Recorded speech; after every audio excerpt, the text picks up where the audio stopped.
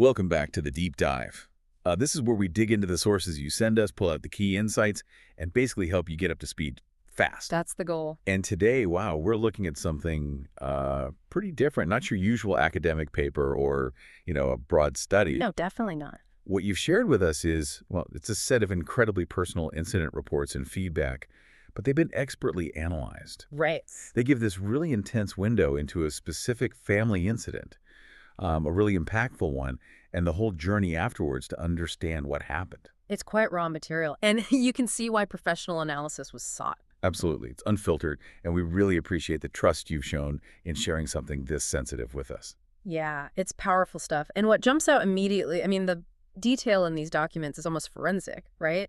Mhm. They're not just stories. It's like a clinical examination of a conflict spiraling out of control. The depth here gives us this rare look, really, into how domestic conflict can escalate and the chilling consequences of certain behaviors if they aren't addressed. Sounds like it. What you've provided, it lets us do this meticulous examination, offers really crucial insights into things like impulse control, empathy or the lack of it, and, the really difficult search for proper support after serious trauma. So our mission today, it's pretty clear.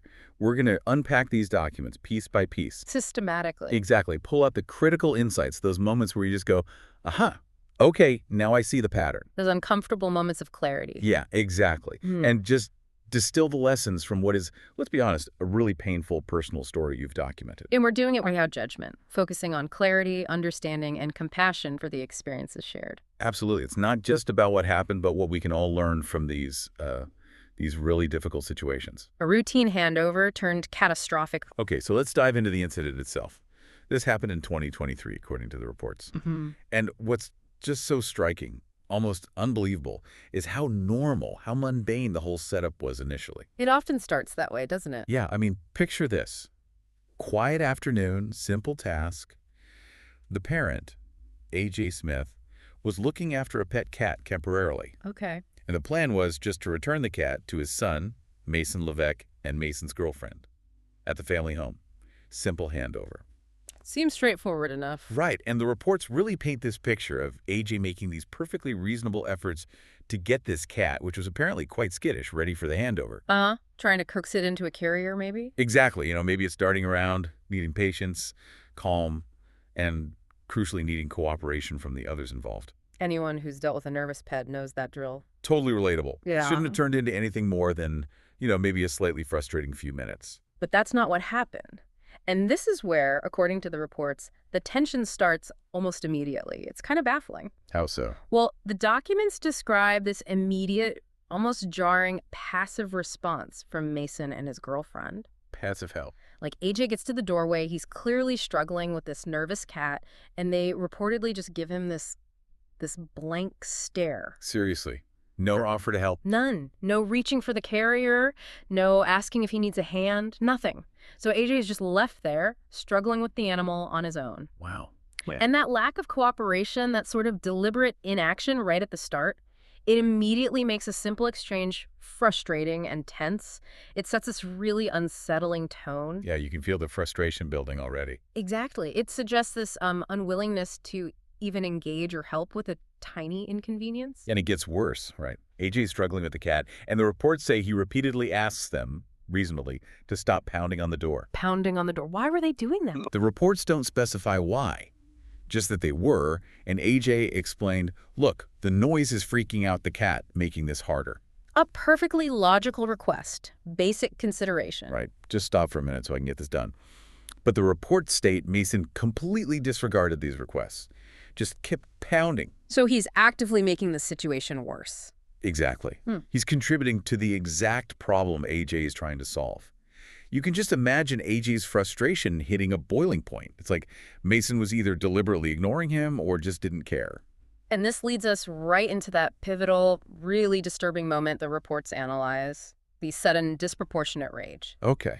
So AJ's visibly frustrated, which, let's face it, is a normal reaction here. Totally understandable. But that frustration isn't met with, sorry, man, or okay, we'll stop, or any kind of dialogue. No. Mason apparently just snaps. Snaps how? He escalates immediately, viciously, to physical assault.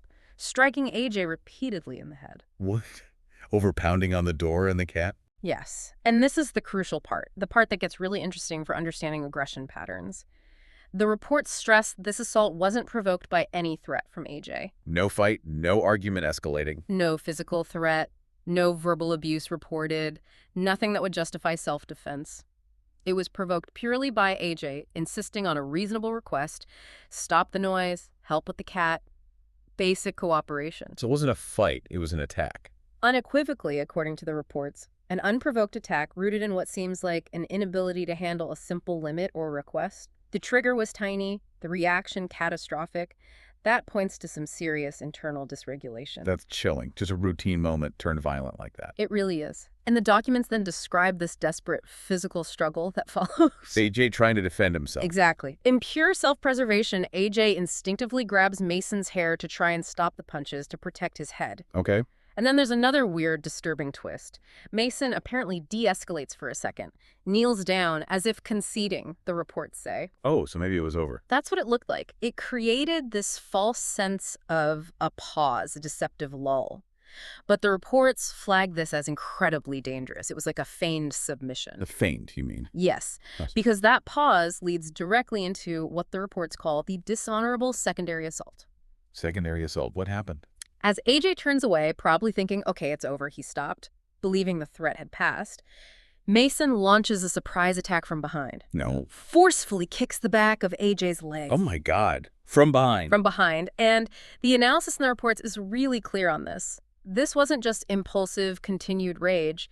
It was calculated. Calculated. It was designed to exploit vulnerability, to cause maximum damage when AJ's guard was down. It shows malice, vindictiveness that goes way beyond just losing your temper.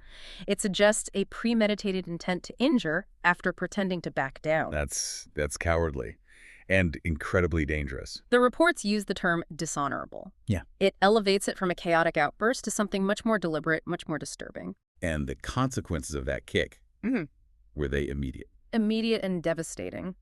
The reports detail a fractured tibia, a major bone break. Just from that one kick. Apparently so. A severe injury requiring immediate hospitalization.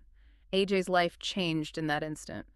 6 weeks in the hospital, just to start. 6 weeks. Yeah. Unbelievable. All starting from trying to hand over a cat. Devastating injuries and broken trust. Okay, let's talk about those consequences, the aftermath Mason's actions caused. The reports chronicle this in painful detail. Yeah, the medical side alone is staggering. It's not just a broken bone, is it? It's this whole harrowing recovery journey for AJ. We're talking 3 separate orthopedic surgeries. 3, with implanted hardware plates, screws, whatever was needed to fix that shattered tibia. And multiple blood transfusions. That suggests serious blood loss. Either from the initial trauma or during the surgeries, yes. Significant procedures. And then on top of all that, a severe infection at the surgical site. Which is terrifying. Infections can compromise everything, cause immense pain, prolonged suffering. It's a huge complication. So this wasn't just, set it and forget it. This was complex, life-altering stuff. Long-term rehab needed. Absolutely. Resulting in ongoing physical pain, lasting complications. AJ's daily life still impacted now, according to the sources. It just shows the sheer severity of that assault. But the physical injury, as horrific as it is, that's only part of the story, right? The reports talk about a deeper wound. That's right, the relational damage. And this is where it gets profoundly sad, I think. How so? The reports highlight a complete, total absence of remorse or accountability from Mason afterwards. Like nothing. Nothing. No apology, no visit to the hospital to see his parent, no contact, no support offered at all after inflicting this terrible injury. Wow. Just silence. Stony silence. And you have to ask, what does that say about the relationship? About basic human decency, even, after causing that level of harm? It speaks volumes, doesn't it? A chilling lack of empathy or care. A profound deficit. Yeah, it cuts deeper than the physical injury in many ways. And didn't the reports mention one exception to that no-contact rule, something really jarring? Ah, yes, the one exception. It's quite telling. Mason did eventually approach AJ after he got out of the hospital. Okay, so maybe a change of heart. Not according to the reports. The contact was for one reason only, to ask AJ for money. You're kidding. After putting through all that. That's what the documents state. Purely instrumental, transactional, no sign of care, regret, concern for AJ's well-being, just can I have some money? That's incredibly cold. It underscores that detachment, that lack of connection. It really does. And this is where the reports bring the concept of moral injury. Oral injury. What's that exactly? It's different from, say, PTSD, which is often about fear or helplessness. Moral injury is a wound to your conscience, your core beliefs about right and wrong, about how the world, and especially family, should work. Okay, I think I see. The reports frame this incident not just as a broken bone, but as broken trust, a complete shattering of the belief in family bonds, in reciprocity, in respect. Think about it. Parents invest so much love, time, sacrifice, money to have all that met, not with gratitude, not even neutrality, but with violence and contempt. That's the core of moral injury. It's a betrayal of everything you thought was fundamental. Exactly. It attacks your core understanding of relationships, of love, of fairness. And that kind of wound, the reports suggest, can be even harder to heal than the physical ones because it rocks your whole worldview.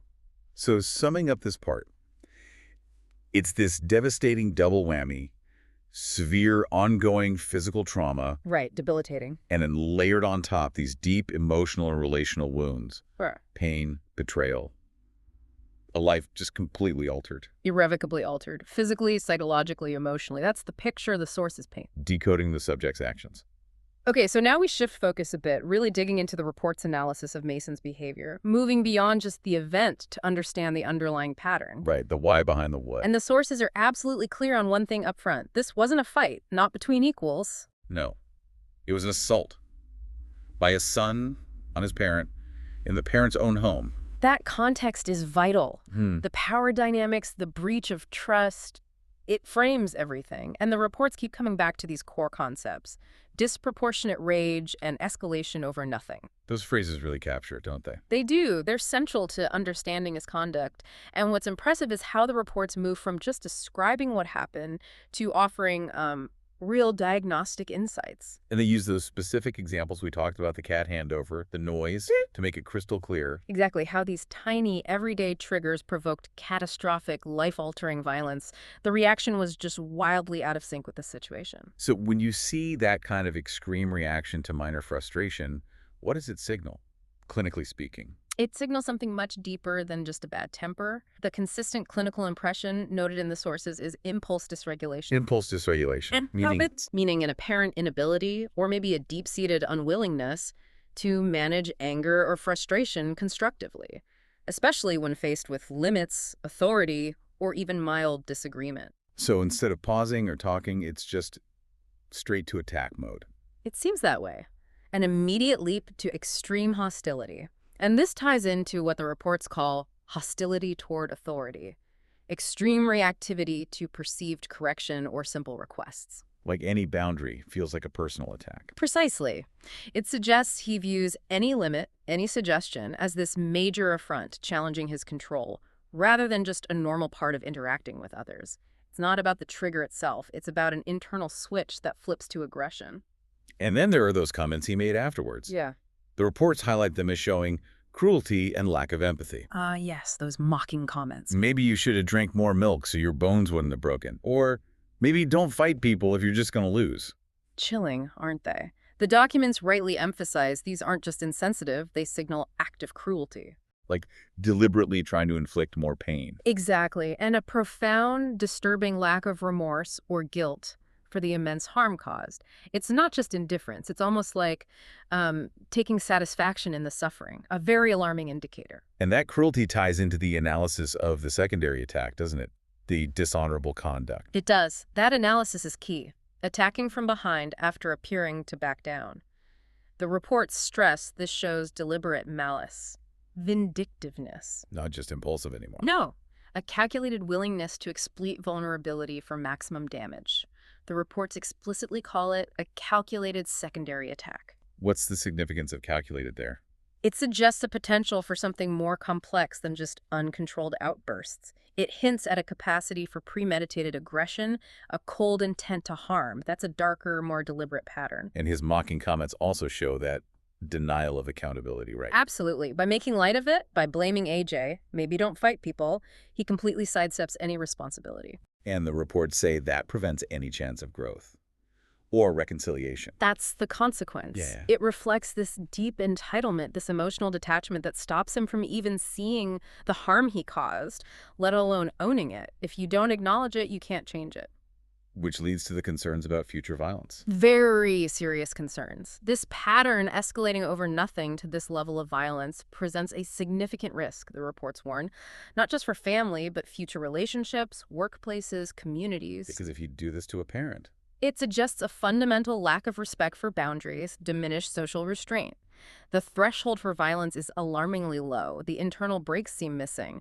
It's likely not an isolated potential. the sources even mention emerging antisocial tendencies and possible narcissistic traits. Yes, when you put it all together, the disregard for harm, lack of guilt, mocking, minimizing it aligns distressingly with those patterns.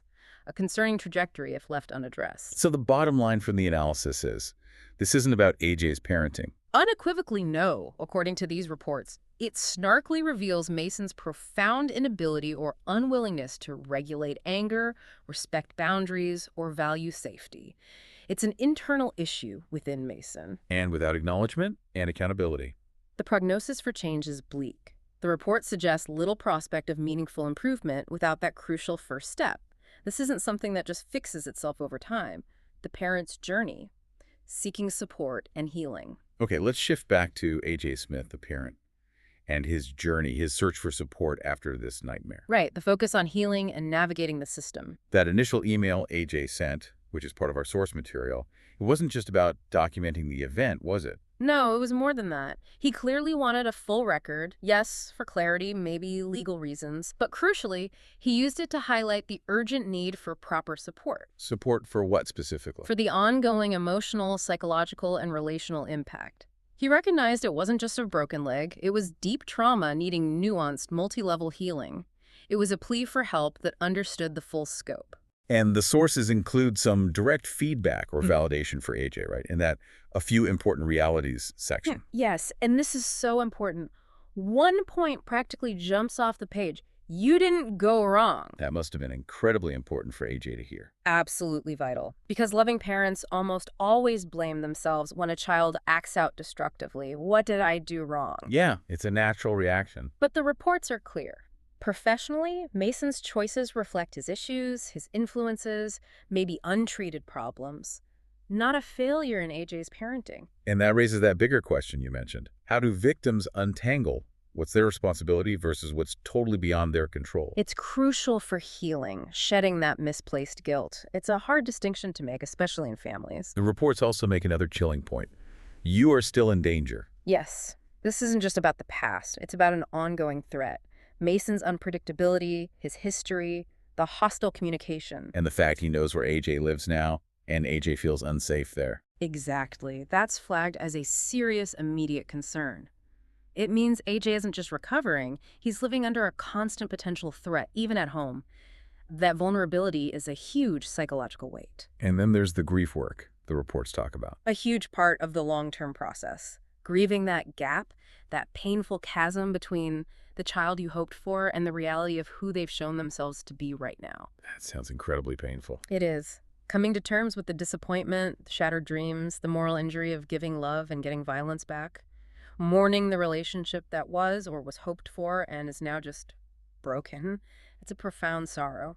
And AJ specifically mentioned the support he did receive initially felt insufficient. Right. He stated that the 8 funded therapy sessions provided were just not enough to tackle the depth and ongoing nature of this trauma. A clear mismatch. And what was the response from the support service? Kingston Victim Services. Their response, included in the documents, explains their VQRP Plus program.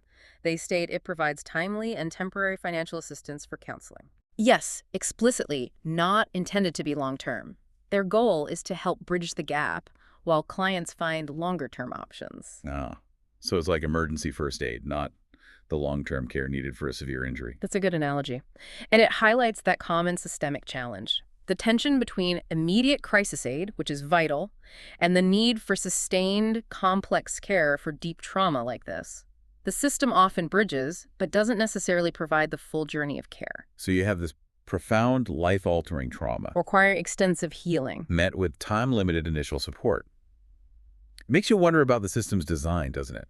Is it truly equipped for the depth of damage in cases like this? Or does it leave a massive gap after the initial crisis? It's a critical question. Are we set up for crisis management or for genuine long-term recovery from severe domestic violence and betrayal?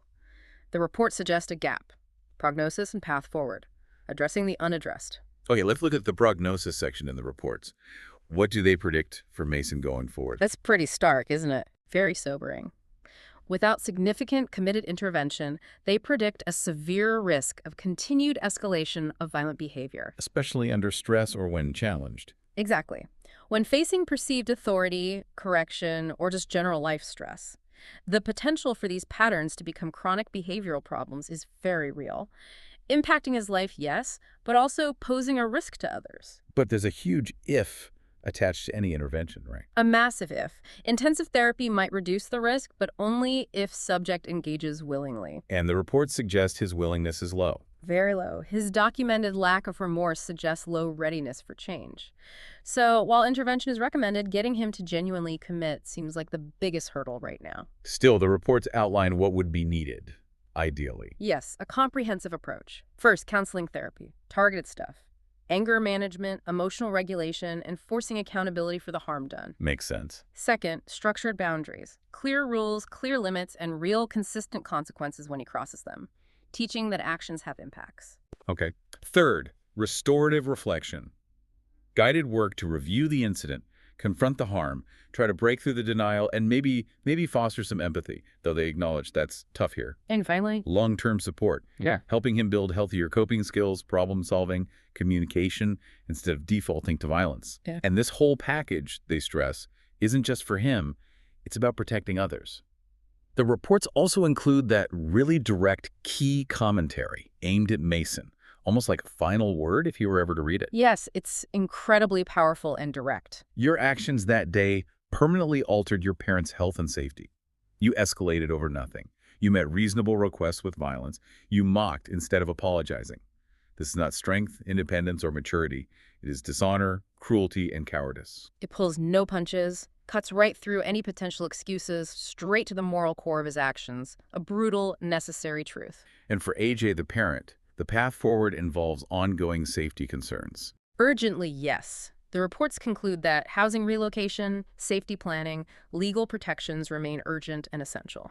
So the need for support shifted from just healing to active, ongoing protection. Exactly.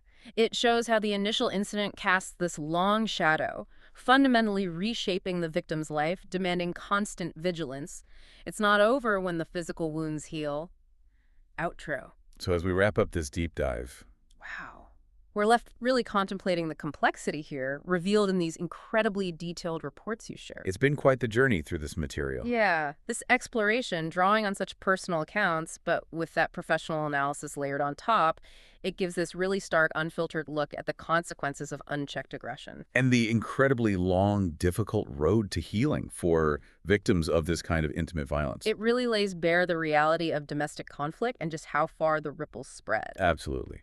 And if we summarize the core takeaways, we've seen the profound, multi-layered impact of this violence, physical, moral, relational. We've dug into those psychological patterns, the disproportionate rage, the chilling lack of empathy, the refusal of accountability. Right. And we've seen the critical need for both intervention for perpetrators, however unlikely engagement might be right now, and comprehensive long-term support for victims, plus that painful, necessary grief work. Which leads us to maybe one final thought, something for you, our listener, to chew on after this. Yeah. In a world where we're talking more and more about mental health, about interpersonal dynamics, what responsibility do we as a society actually bear when someone shows this level of detachment, aggression, lack of remorse, especially within a family? That's a heavy question. It is. And flowing from that, how can our systems, victim support, legal systems, mental health services, how can they be better equipped,